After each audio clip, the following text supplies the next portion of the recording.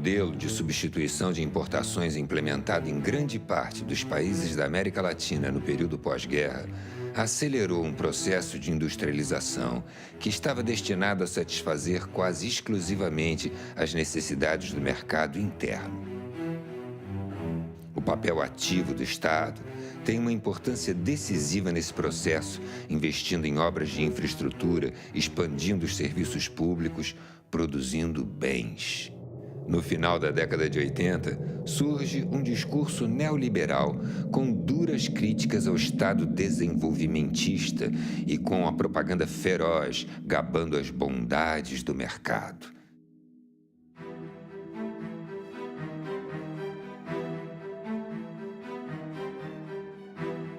Um exemplo nesse sentido é o programa de privatizações das empresas públicas que, com diferentes ritmos, se impõe em todos os países latino-americanos.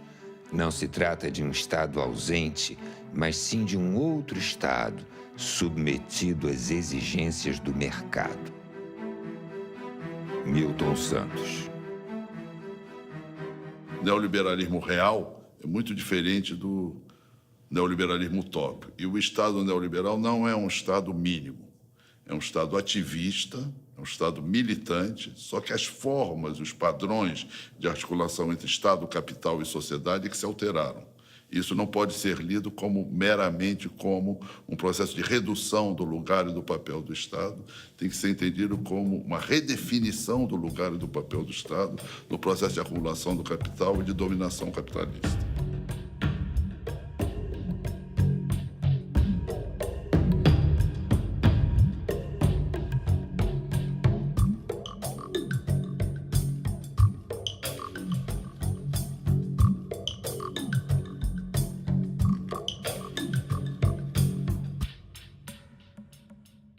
Fernando Collor e Fernando Henrique Cardoso, os Fernandos comprometem o Brasil num projeto de inserção na globalização mundial e, ao mesmo tempo, subpriorizando o desenvolvimento das forças produtivas internas. E, para isso, então, você faz o quê? Desmantela a proteção aduaneira, desmantela as instituições públicas ligadas ao processo de desenvolvimento das forças produtivas. É uma coisa impressionante. É absolutamente impressionante o que aconteceu.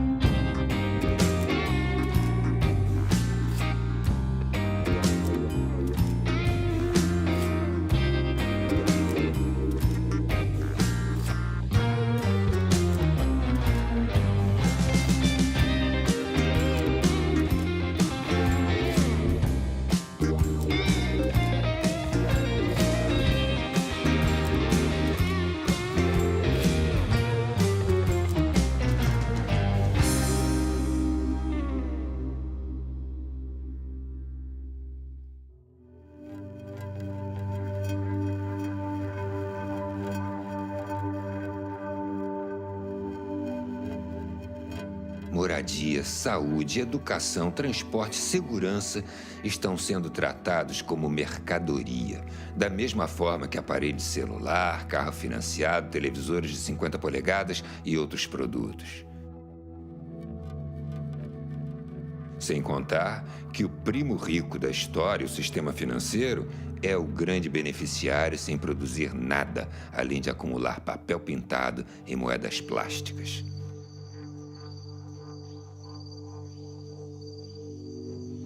As florestas, os oceanos, os rios, o subsolo e até mesmo o ar são disputados por grupos privados como commodities a serem negociadas pelas bolsas de valores mundo afora.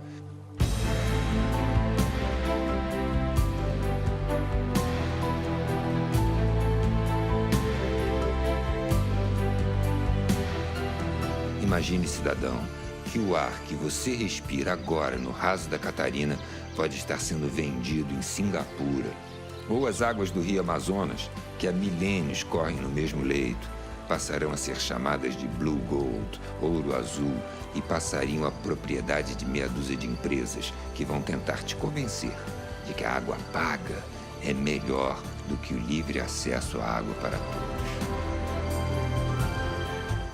Ao denunciar a quebradeira do Estado nos anos 90 do século XX, demonstramos que todo o patrimônio formado a partir de um sacrifício coletivo, seguindo a tendência de uma época, foi privatizado a preço de banana. Queremos com esse filme deixar aberto um debate sobre o futuro, no qual consideramos as grandes manifestações que aconteceram no Brasil, sobretudo as de 2013, como um termômetro das demandas da sociedade. O neoliberalismo no mundo e no Brasil, a partir dos anos 90, ele é uma vingança da economia sobre a política. O que acabou acontecendo com esse esvaziamento da política da democracia é o predomínio do capital. Né? A política passa a refletir os interesses do capital. Né? E nessa etapa do capitalismo, do capital financeiro. Verdade? Quer dizer, então, essa que eu acho que é o pano de fundo que está por trás disso tudo. Para isso, você teve que enfraquecer o Estado. Né? O Estado do Brasil, por exemplo, nos anos 90, nós tivemos uma fragmentação do Estado, tanto financeira, pelo excesso de dívida, quanto material. Nós privatizamos tudo. A entrada do neoliberalismo no Brasil é anunciada por Fernando Collor de Mello, com uma frase que é muito curiosa. O automóvel brasileiro é uma carroça. Quer dizer, o que era a glória da industrialização brasileira, que era ter logrado êxito na produção de veículos automotores, é desqualificada por Collor de Mello. Ele nega a importância do desenvolvimento industrial.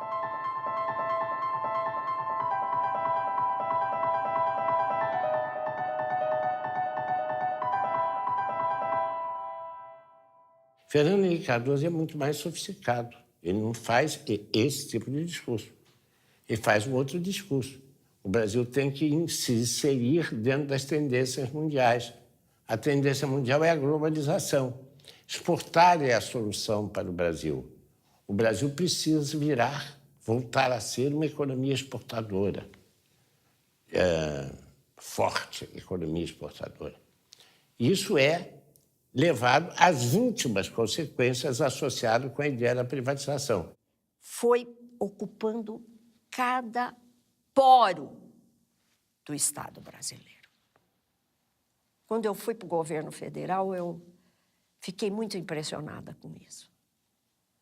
De perceber que na máquina do Estado, você tinha aqueles moços biotipo da escola de Chicago, sabe? Cabelo escovinha, Cooper de manhã, fortes, com uma cabeça absolutamente feita, assim, que desconhecia completamente a sociedade brasileira. Lembra da época do Collor, que ele punha aquele elefante, era uma propaganda de que o Estado era um elefante pesado, perdulário, ineficiente, que gastava muito dinheiro, e a ideia era de que o mercado tinha solução para tudo. Já foi importante uma forte presença do Estado na economia. Só que o Estado engordou muito em áreas não prioritárias para você, cidadão. Ficou pesado. Com a desestatização, o Estado vai investir pesado em saúde, educação, habitação, saneamento e segurança. Um Estado pesado incomoda muita gente. Incomoda mesmo. Governo do Brasil. A prioridade é o cidadão. Ao longo dos anos 1990, o apoio da mídia às privatizações foi total, repercutindo e massificando o discurso neoliberal. Desestatização, porque o Brasil não pode ficar para trás. A mídia tem um papel fundamental nesse processo, né? Porque a mídia de os meios de comunicação em geral, né? Lato sensu, né? Quer dizer, é televisão, é rádio, é cinema, internet, tudo isso tem uma influência enorme para formar a opinião das pessoas, né? E a mídia, naquela época, teve um papel importante, inclusive no ataque àqueles economistas que alegavam que aquela política neoliberal seria prejudicial ao desenvolvimento brasileiro, chamando esses economistas de dinossauros.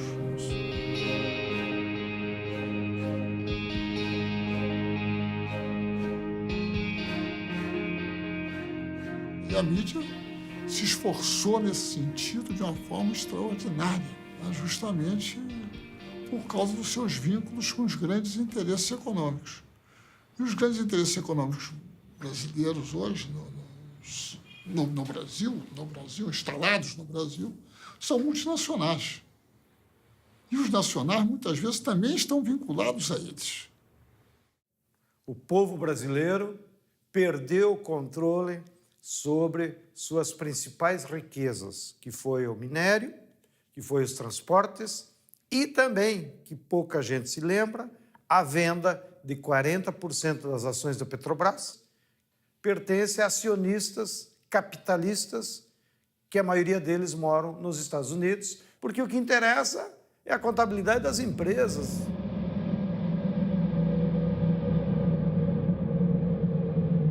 A privatização das telecomunicações é uma privatização do espaço eletromagnético. A privatização do setor elétrico é, num certo sentido, a privatização dos nossos rios. A privatização das grandes mineradoras é a privatização de parte do nosso território. Quer dizer, territórios controlados pela Vale do Rio Doce, por grandes empresas mineradoras, hoje são distritos privados. E tem a dimensão da perda de elementos fundamentais da soberania nacional transferidos para o setor privado e, em boa parte, setores internacionais.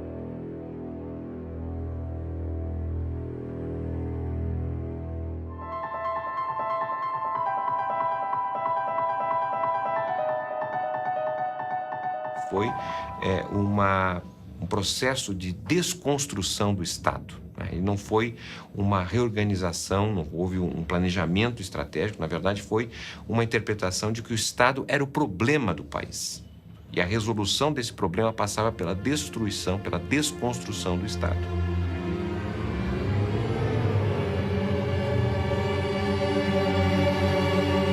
E nesse sentido nós tivemos um processo de privatização que, segundo nossos estudos, foi o segundo maior processo de privatização da década de 90. Ele foi apenas menor quando comparado com a desconstrução do antigo experiência da União Soviética, que foi a desconstrução ali da transição de um regime socialista para um regime de economia de mercado.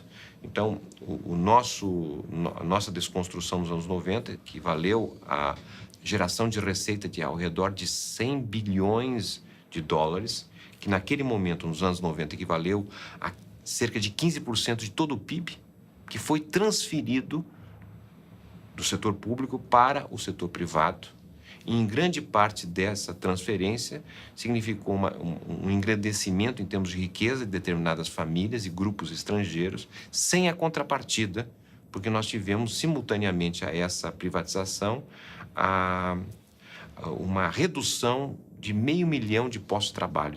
Essa é uma estratégia americana que ela parte do princípio que, num mercado totalmente livre, as empresas americanas, as mega empresas multinacionais americanas, por seu dinamismo tecnológico, pela sua escala, pelo seu poder financeiro, prevalecerão sobre as outras.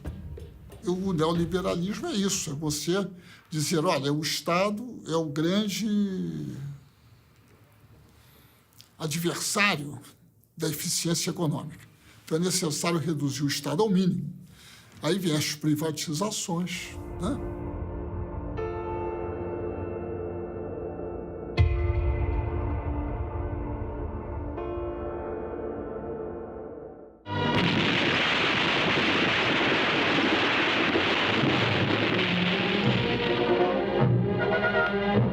A Companhia Vale do Rio Doce vem contribuindo decisivamente para o desenvolvimento do país.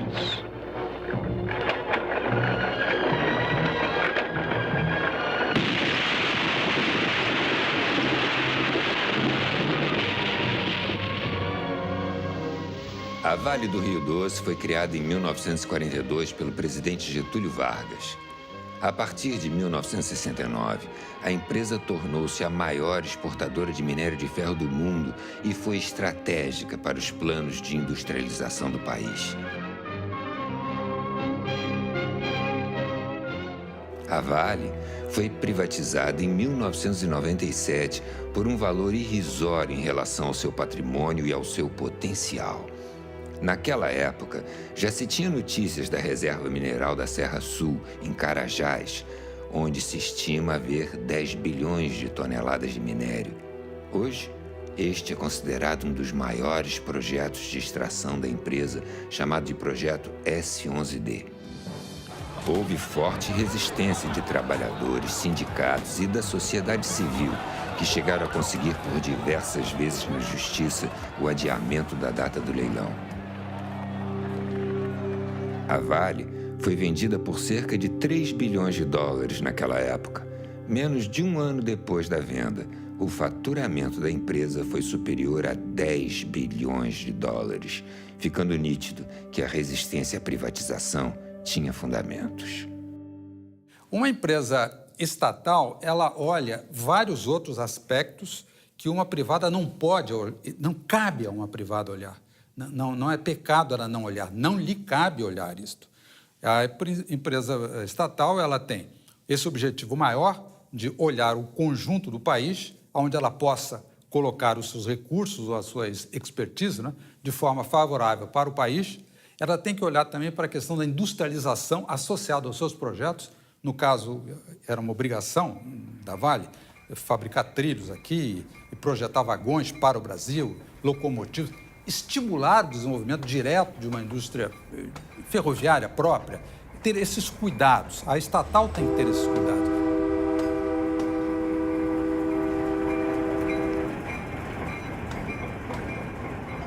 No caso das ferrovias, afetou também a logística da população, porque praticamente nós que tínhamos uma malha de transporte público ferroviário, hoje se reduziu a 2 ramais e ainda com 2 ou 3 comboios por semana. Nós precisamos construir uma rede ferroviária em todo o país para, no fundo, beneficiar a população que possa ter alternativa de transporte, para beneficiar a população, para diminuir o custo do frete dos bens que circulam aqui. E para isso precisa ter investimento de todo o povo, independente se aquilo vai dar lucro ou não. Hoje eles privatizaram todas as ferrovias e os únicos ramais que as empresas privadas estão fazendo é para construir para exportação. Exportação de minério de ferro, exportação de soja. De novo, a ferrovia não é para beneficiar o povo.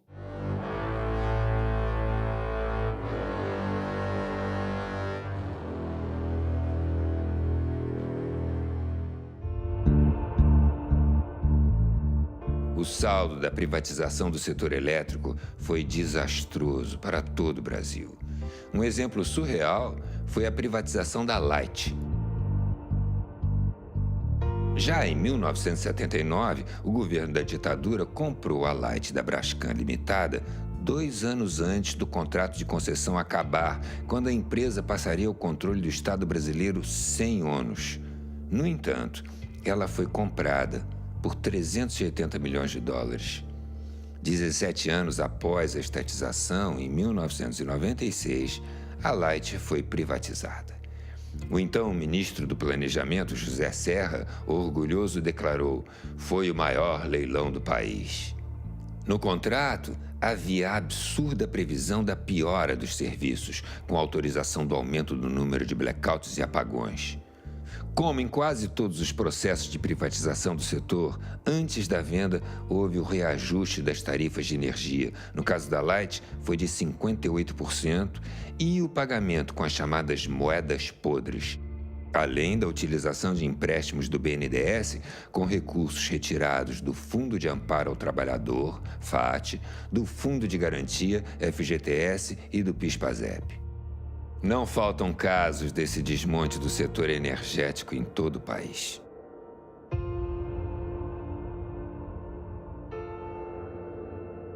A condução da privatização do setor elétrico brasileiro foi absurda. E, como na geração não foi feito investimento e também muito pouco na transmissão, na hora que a economia cresceu um pouquinho, que foi o ano 2001, entrou em colapso. Não havia capacidade instalada para atender a demanda e faltou energia no Brasil. Houve um racionamento mano-militário, né? As famílias foram obrigadas a reduzir seu consumo sob ameaça de desligamento. E a Light apagou o Rio de Janeiro. Isso foi logo no primeiro verão após a privatização. O que mostra o insucesso da privatização. Se o Estado ia mal, sem ele, pior ainda. As reclamações quanto à má qualidade dos serviços, apagões e acidentes são comuns em quase todos os estados. O Ministério Público, no Rio de Janeiro, após trocas de acusações entre as empresas, responsabilizou pelos incêndios em galerias e explosões em bueiros tanto a Light como a concessionária de gás canalizado SEG, também privatizada em 1997. A privatização no Brasil começou pela distribuição, seguiu na transmissão e a última a ser atingida foi a geração. A barragem interrompe a passagem da água e isto só pode ser uma função do Estado, dado a sua intervenção física, não só no sistema físico, como também social, porque a área é, às vezes, utilizada para várias outras coisas e populações são atingidas, não é? Então, o papel do Estado aí, né, na geração elétrica se torna mais flagrante, a ideia do monopólio natural devido a essa forma de geração. É uma história muito triste, no caso da energia elétrica, porque o Brasil, que tinha na hidroeletricidade a grande componente da matriz energética brasileira, que era, do ponto de vista mundial, economia de grande porte, o Brasil tinha a matriz energética melhor do planeta, ainda é muito boa, mas perdeu muito metendo os seus pés pelas mãos. E se meteu os pés pelas mãos de tal maneira que o Brasil, que tinha uma das tarifas de energia elétrica mais baixas do planeta, hoje já tem uma das mais elevadas do planeta.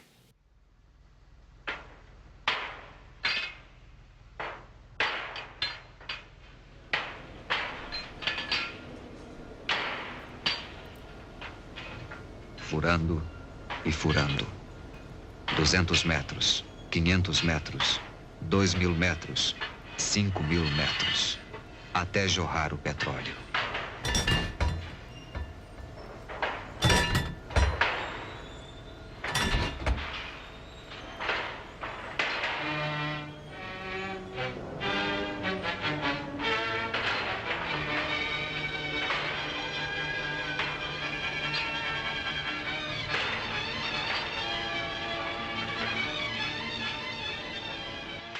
Quando o neoliberalismo, a onda neoliberal atingiu o Brasil, da qual resultou a revisão constitucional de 98, a joia da coroa das privatizações brasileiras, das empresas estatais brasileiras, era a Petrobras.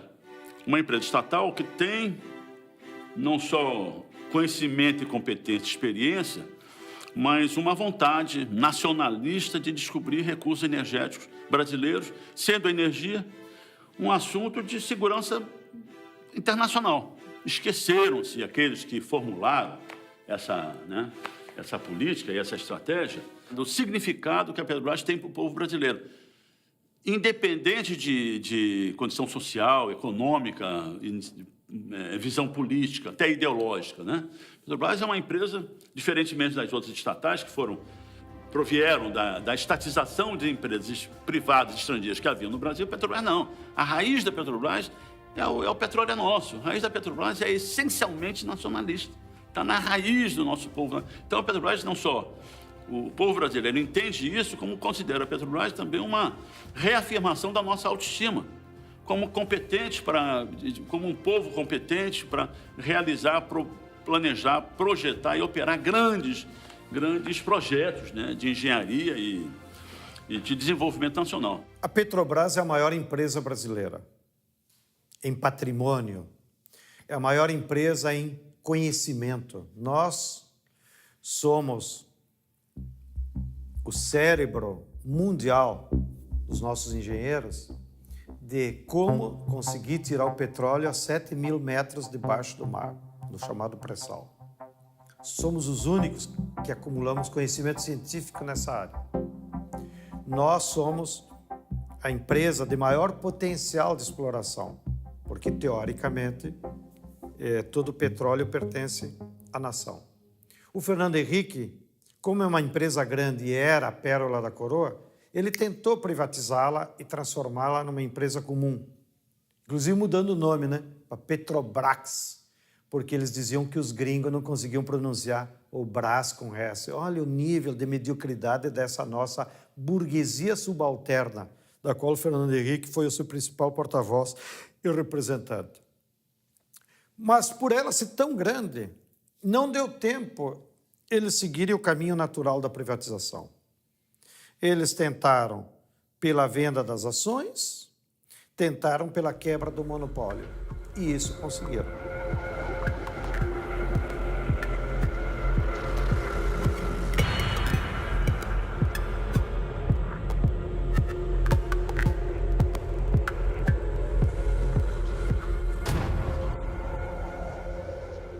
E a Petrobras é o que é porque teve a reserva do mercado interno para si. Não foi por nenhuma outra razão, é porque, tendo o mercado interno para si no negócio do combustível, ela pôde o quê? Acumular recursos, competência, visão de futuro, departamento de geologia e poder se converter na empresa que se converteu. Entretanto, repare que a privatização, no caso da Petrobras, o que é que ela fez? Cortaram pernas da Petrobras. Cortaram a perna petroquímica da Petrobras, cortaram a perna dos fertilizantes da Petrobras. Que essa é uma projeção da ideia de ir descaracterizando a Petrobras como uma empresa ligada ao desenvolvimento das forças produtivas nacionais.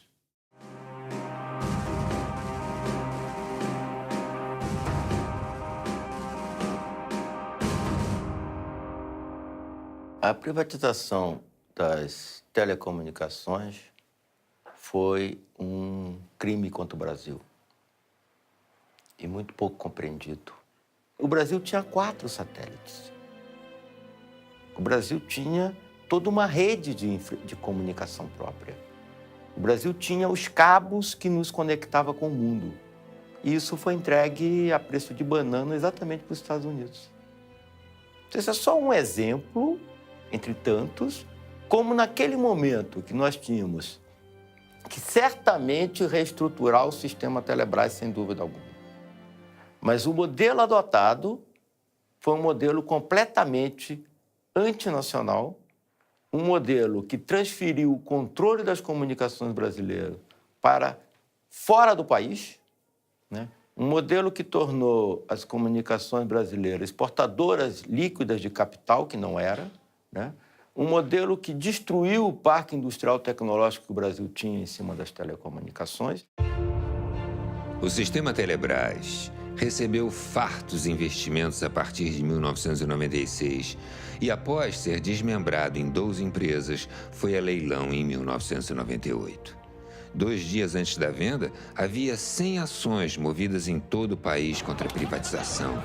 No dia do leilão, manifestantes e policiais entraram em confronto nas imediações da Bolsa de Valores do Rio de Janeiro com um saldo de 11 presos, 48 feridos e a entrega do sistema de telecomunicações brasileiro ao capital privado. A Telebrás foi comprada por empresas italianas, portuguesas, espanholas e norte-americanas. O que era bom para eles não era bom para o Brasil. Em 2013, a empresa espanhola Telefônica divulgou um balanço de sua receita global, em que apontava as operações no Brasil como as que davam o maior faturamento à empresa. Os lucros obtidos no Brasil pela Telefônica servem para sustentar a expansão de sua matriz na Europa.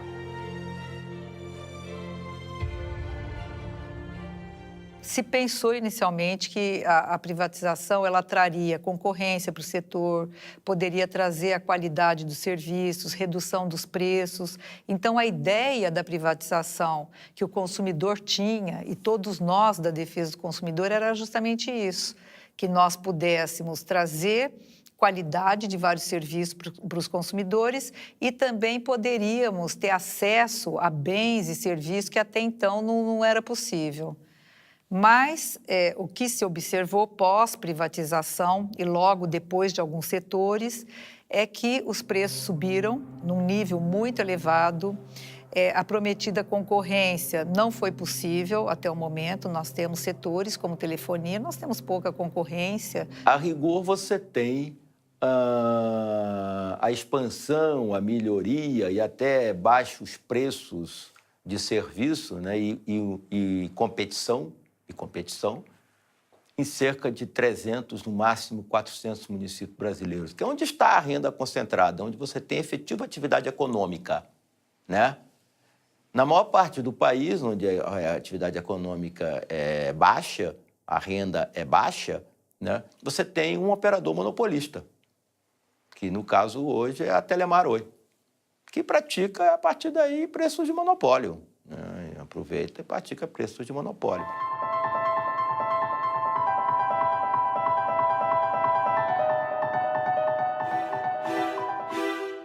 As agências reguladoras, ANEEL, Anatel, ANP, Anvisa e agências estaduais foram criadas no Brasil como parte do pacote das privatizações. Houve a paralisação dos investimentos e o desmonte das empresas públicas propositadamente, com o objetivo de justificar a necessidade de privatizar. E as agências foram apresentadas como guardiãs do interesse público. Hoje, se constata que elas muito pouco fazem na defesa dos interesses dos usuários dos serviços. Elas foram pensadas justamente para trazer ali uma certa independência, para poder agir de forma independente, mas o que se vê é a captura dessas agências. Hoje, elas são capturadas, elas têm ali o comando do próprio governo e, portanto, elas não são independentes e não podem fazer um trabalho que pudesse realmente equilibrar o mercado. As agências reguladoras foram pensadas para permitir o capital vir para os países como o Brasil. Elas são um instrumento do neoliberalismo. É o caso da ANP. A ANP, a ANEL também, né? Elas são empreendimentos que visam favorecer as condições do capital. Eu não acho que elas tenham um papel que deviam ter público. Elas são, inclusive, inúteis. Era melhor que a Petrobras cuidasse do petróleo e não houvesse leilão nenhum.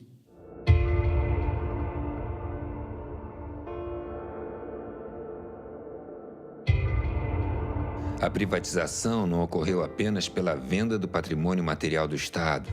A lógica privatista fez dos serviços públicos uma riqueza a ser privatizada. As pessoas, quando têm um filho doente, elas estão mais ou menos dispostas a pagar a qualquer coisa, raspa a gaveta e consegue. Então, quando você privatiza esse tipo de serviços e torna eles com objetivo lucrativo, você deforma todo o processo. Na saúde, tinha 2 projetos, para mim, em disputa.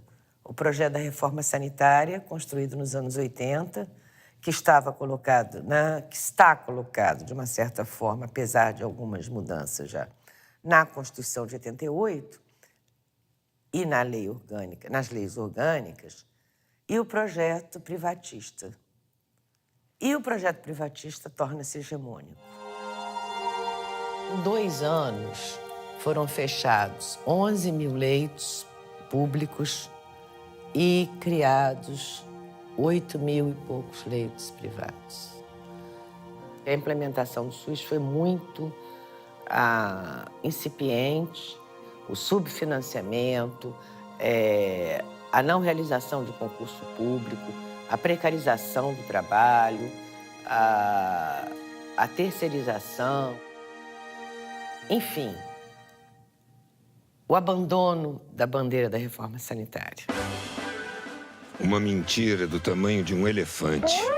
Com a desestatização, o Estado vai investir pesado em saúde, educação, habitação, saneamento e segurança. Lembre-se, cidadão, no processo de privatização dos anos 90, eles te prometeram que o dinheiro seria investido em saúde e educação. Olha o que aconteceu. Hoje, o Brasil está entre os piores índices em saúde e educação, na maioria dos rankings internacionais. As políticas que ainda mantêm o núcleo do público, estatal, etc., como o Sistema Único de Saúde, por exemplo, o sistema educacional, por exemplo, são núcleos importantes, eles foram varridos de alguma forma, foram atravessados de alguma forma pelo setor privado, né? Eu cito um exemplo que tem a ver com os anos 90, neoliberalismo e privatização, um negócio chamado organizações sociais. Organizações sociais são recomendações do Banco Mundial, no documento de 1993, e que foram aplicadas no Brasil em 1997. O que é uma organização social? É uma organização privada, certo? Que recebe dinheiro público. Ela não precisa fazer concurso público, não precisa fazer licitação, não precisa fazer nada, certo? E isso, hoje em dia, a gestão da saúde, da assistência social, da cultura, está atravessada por essas organizações sociais. Então, te dou um exemplo. O Sistema Único de Saúde tem 1 milhão de funcionários. 70% dos funcionários são ou terceirizados ou fazem parte de organizações desse tipo. Eu pergunto, é possível você ter uma gestão pública eficiente se 70% dos funcionários são privados? A Organização Mundial do Comércio apontou no ano de 2000 o setor da educação como o setor mais lucrativo para quem quisesse ter retorno rápido. E daí em diante nós tivemos sim ali um processo brutal de privatização. As matrículas no ano 2013, por exemplo, no ensino superior, especialmente o ensino superior, né? Mas não só. As matrículas, 90% praticamente num ano foram no setor privado.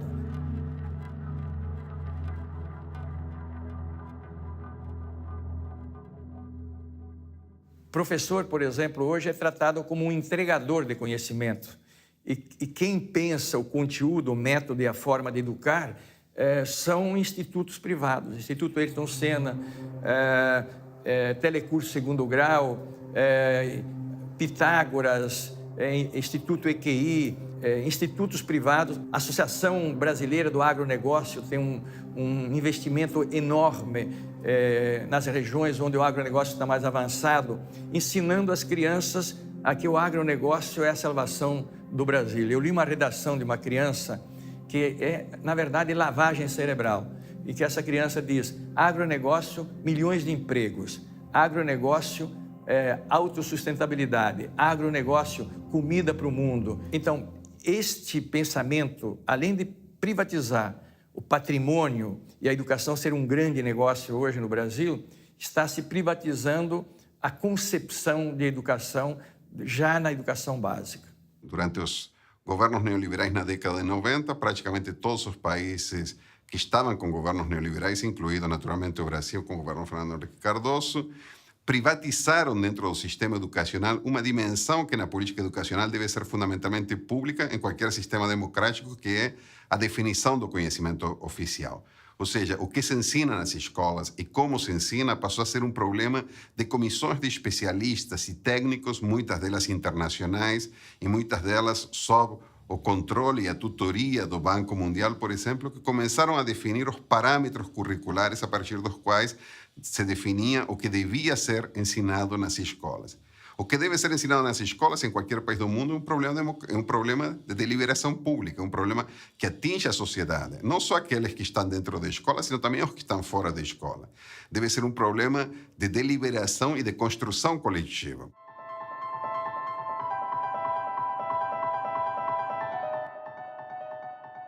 É fundamental para qualquer povo que quiser caminhar com suas próprias pernas, é que tenha o controle da sua cabeça. O controle da cabeça é o conhecimento.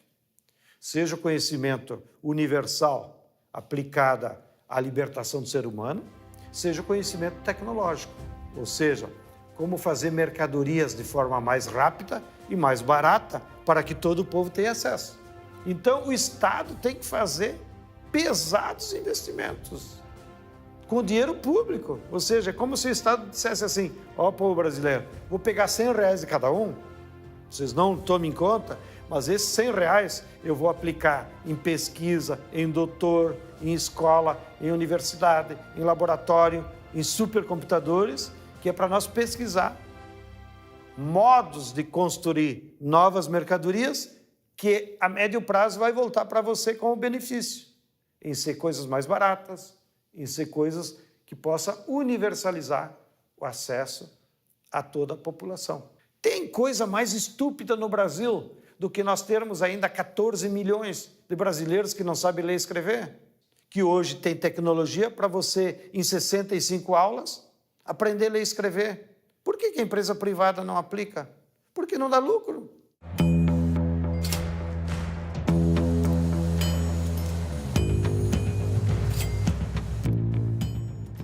A questão da habitação, quando nós estamos falando de cidades e não do campo, da zona rural, ela é uma questão urbana, né? Ninguém mora dentro da casa, as pessoas moram na cidade. Ou seja, você tem que ter sua casa conectada à rede de água, à rede de esgoto, à energia elétrica, à iluminação pública, à escola próxima para os seus filhos, o abastecimento, o transporte que te leva aos lugares. Então, nós estamos falando, quando falamos de habitação, de um pedaço de cidade. Muito bem. E esse pedaço de cidade tem preço. O preço, ele não se deve propriamente à unidade de habitação, ele se deve muito mais à localização. Então, o negócio da cidade é esse. O negócio da cidade é o preço da localização. E isso que a gente dá o nome de renda imobiliária é disputado, é uma luta surda pela disputa de rendas imobiliárias na cidade.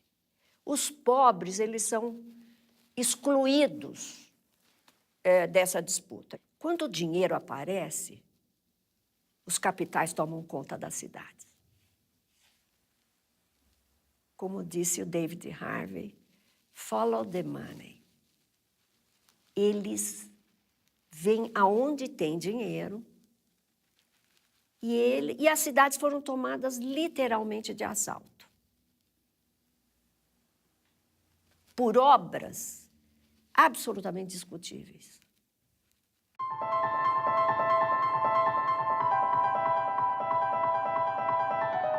Por que são despejadas 1.500 famílias quando, pela Constituição brasileira, o direito à moradia é absoluto, foi colocado pela Emenda 29, e o direito à propriedade não é absoluto. Ele é relativizado pela função social da propriedade. Por quê? Há uma conjugação entre capital imobiliário e capital de transporte, que, no caso de algumas cidades, é agravado pelo fato de que os transportes são um monopólio privado. Os transportes públicos, paradoxalmente, não são públicos, são privados, e, portanto, seguem a lógica da valorização do capital no setor de transporte. São raríssimas as experiências no mundo onde você tem transporte público de massa privatizado. A Argentina privatizou na década de 90 e reestatizou agora. A Margaret Thatcher, no auge dos anos 80, não privatizaram o sistema de manutenção do metrô, mas não privatizou o metrô de Londres. Aqui, nos anos 90, nós fomos além da Thatcher. Tá certo? Ou privatiza ou faz concessão. Né? Concessão para o setor privado. O setor privado quer lucro. em alguma medida, isso tem a ver com o fato que, de 1994 até hoje, as tarifas de transporte urbano, por exemplo, em São Paulo, subiram o dobro da inflação. O passe livre é possível? É. Em determinadas condições, é possível. E ele é um dado de uma utopia muito importante. Muito, muito importante. Porque, como Milton Santos já falou, o jovem ele vive um exílio na periferia. O que é o exílio na periferia? É o cara que não pode sair de lá, porque ele não tem transporte ou porque ele não tem dinheiro para o transporte, se o transporte existe. O que se espera de um jovem que mora num bairro onde ele não tem equipamento esportivo, cultural, artístico, e ele não tem mobilidade? Ele é exilado.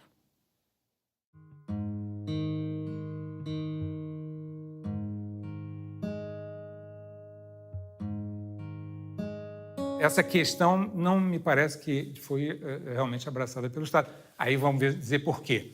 Porque essa preocupação dentro da máquina pública em todos os países apareceu junto com as reformas neoliberais. Elas coincidiram.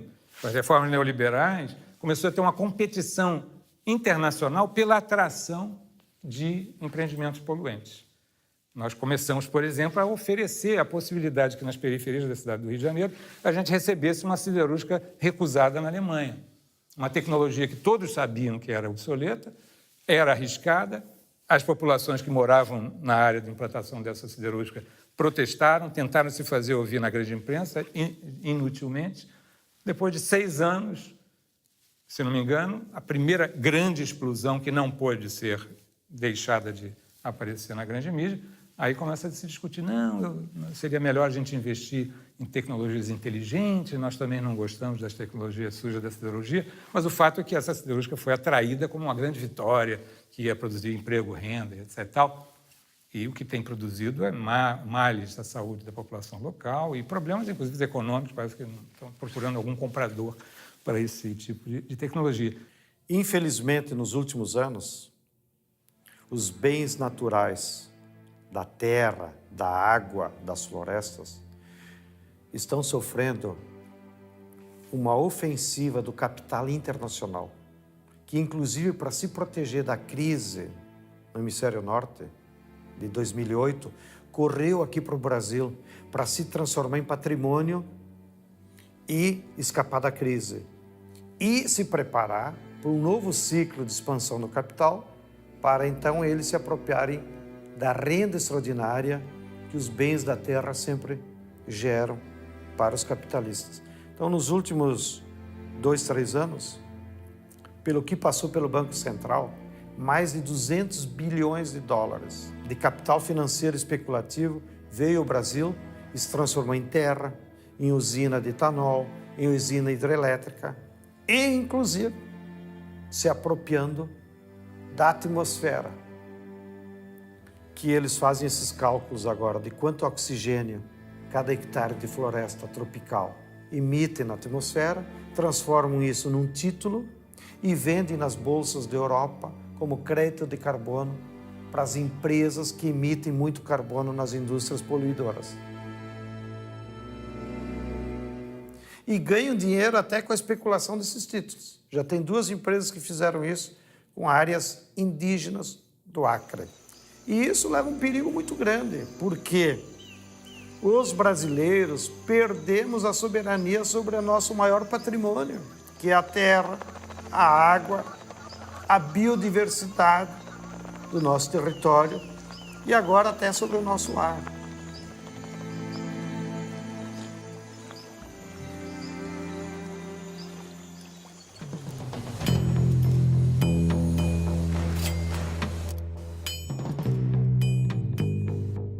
A defesa da economia nacional que o Lula fez só foi implementável porque tinha esses bancos, pelo Banco do Brasil, pelo BNDES e pela Caixa Econômica.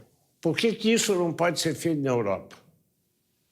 Porque Porque, primeiro, que os europeus abriram mão da soberania monetária, né? Com a União Europeia. Em segundo lugar, a maior parte dos bancos públicos foram desmantelados.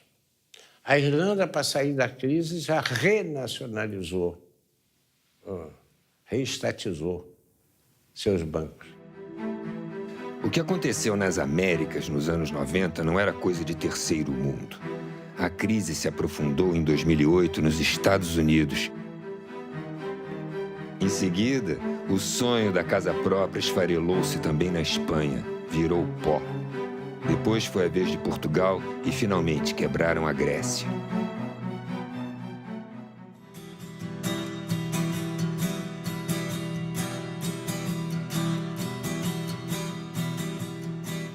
Então, a primeira coisa que eu diria a você, que me assusta muito, é a desconstrução da identidade brasileira.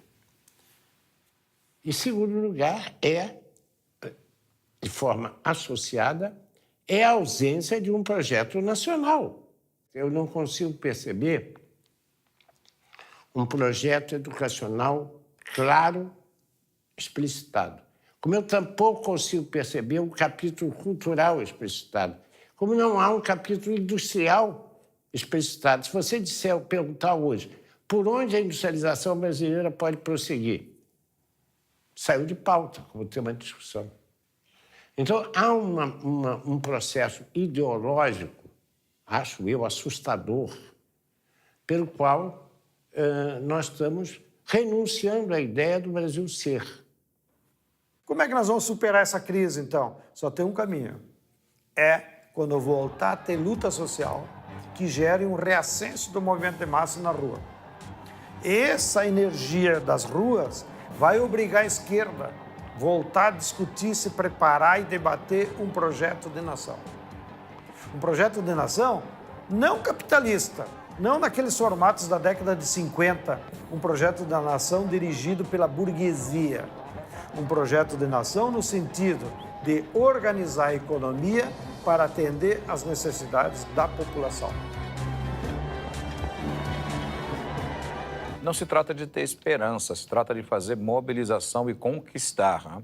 Se nós ficarmos esperando o Estado se transformar, ele não vai se transformar. Né? Ele vai continuar sendo do jeito que ele é, conservador, como ele foi concebido por quem o concebeu. A sociedade se move com a participação dos trabalhadores. Nós só teremos serviços públicos de qualidade, gratuitos, de transporte, saúde, moradia, educação, com pressão popular. Os movimentos de junho demonstraram isso. Nós queremos um Estado que seja um Estado voltado para os interesses da população, não um Estado voltado para os interesses do mercado, por exemplo. E a mobilização dos trabalhadores é essencial para que esse Estado seja um Estado plural e não um Estado excludente.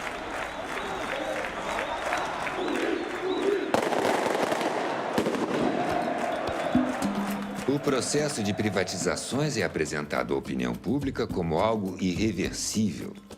As lutas populares, que em alguns casos foram extremamente sangrentas, já demonstraram que isso não é verdade. As privatizações selvagens foram revertidas, como, por exemplo, na Bolívia, com a privatização da água e do gás, e na Argentina, com a privatização do petróleo. Até a Islândia, um país que quebrou inteiro porque seguiu o receituário neoliberal de Washington, reverteu o processo de privatizações e voltou a se desenvolver.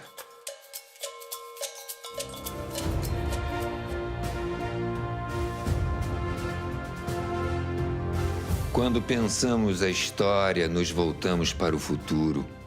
Ao mostrar o processo de privatizações que ocorreu nos anos 90, estamos discutindo o Brasil que queremos construir. Um país livre e independente, que respeite o meio ambiente, as diversas culturas, os saberes ancestrais e todos os povos. Não queremos um projeto de desenvolvimento dependente e irresponsável que vai gerar mais fome e pobreza para o povo e uma insuportável acumulação de riqueza para poucos. Queremos ser cidadãos e não consumidores. Sermos os sujeitos da história. Não somos números, somos gente. Como disse o professor Milton Santos, a qualidade dos serviços públicos é que assinará a carta de alforria dos moradores, em especial os jovens que vivem o destino do exílio na periferia. Este é o momento.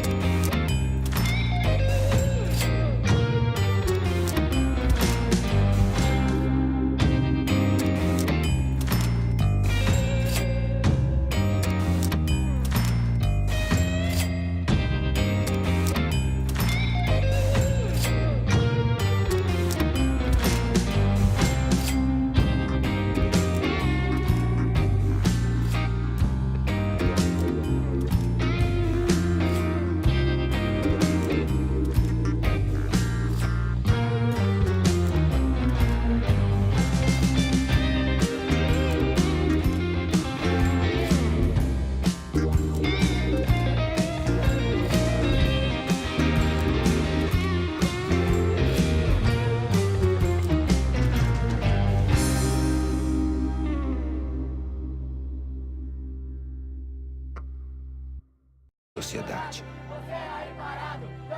O neoliberalismo no mundo e no Brasil, a partir dos anos 90, ele é uma vingança da economia sobre a política.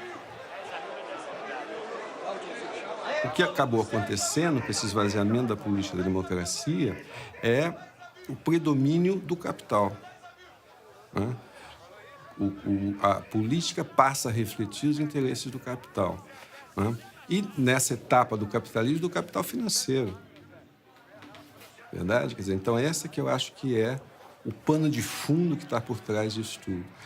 Para isso, você teve que enfraquecer o Estado, né? O Estado do Brasil, por exemplo, nos anos 90, nós tivemos uma fragmentação do Estado, tanto financeira, pelo excesso de dívida, quanto material. Nós privatizamos tudo. A entrada do neoliberalismo no Brasil é anunciada por Fernando Collor de Mello, com uma frase que é muito curiosa. O automóvel brasileiro é uma carroça. Quer dizer, o que era a glória da industrialização brasileira, que era ter logrado êxito na produção de veículos automotores, é desqualificada por Collor de Mello. Ele nega a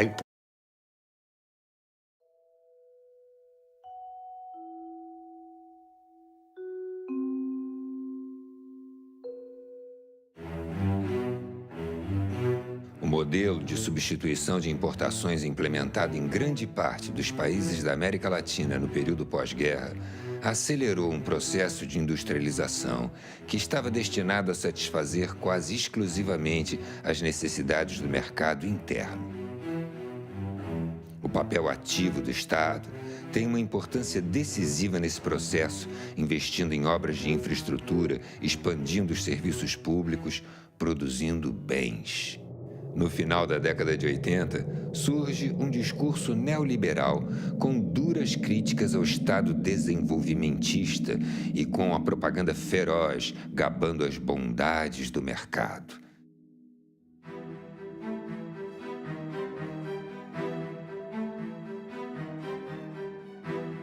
Um exemplo nesse sentido é o programa de privatizações das empresas públicas que, com diferentes ritmos, se impõe em todos os países latino-americanos. Não se trata de um Estado ausente, mas sim de um outro Estado submetido às exigências do mercado. Milton Santos. Além de acumular papel pintado em moedas plásticas.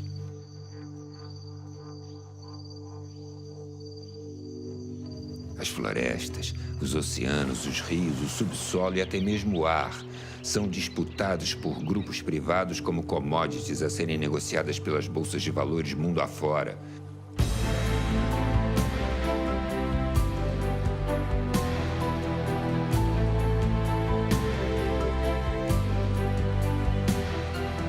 Imagine, cidadão, que o ar que você respira agora no raso da Catarina pode estar sendo vendido em Singapura. Ou as águas do rio Amazonas, que há milênios correm no mesmo leito, passarão a ser chamadas de Blue Gold, ouro azul, e passariam a propriedade de meia dúzia de empresas que vão tentar te convencer de que a água paga é melhor do que o livre acesso à água para todos. Ao denunciar a quebradeira do Estado nos anos 90 do século XX, demonstramos que todo o patrimônio formado a partir de um sacrifício coletivo, seguindo a tendência de uma época, foi privatizado a preço de banana. Queremos com esse filme deixar aberto um debate sobre o futuro, no qual consideramos as grandes manifestações que aconteceram no Brasil, sobretudo as de 2013, como um termômetro das demandas da sociedade.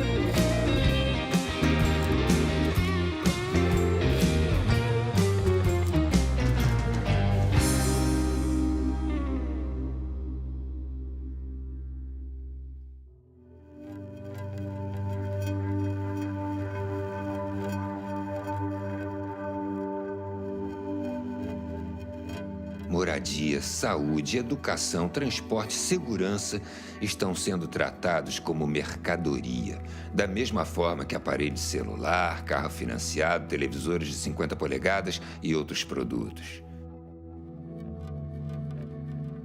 Sem contar que o primo rico da história, o sistema financeiro, é o grande beneficiário sem produzir nada. O liberalismo real é muito diferente do neoliberalismo utópico. E o Estado neoliberal não é um Estado mínimo. É um Estado ativista, é um Estado militante, só que as formas, os padrões de articulação entre Estado, capital e sociedade é que se alteraram. Isso não pode ser lido como meramente como um processo de redução do lugar e do papel do Estado.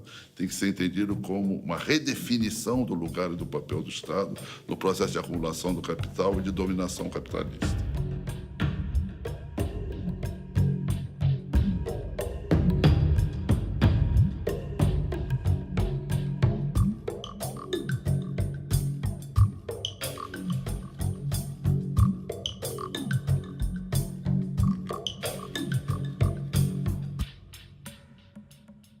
Fernando Collor e Fernando Henrique Cardoso, os Fernandos comprometem o Brasil num projeto de inserção na globalização mundial e, ao mesmo tempo, subpriorizando o desenvolvimento das forças produtivas internas.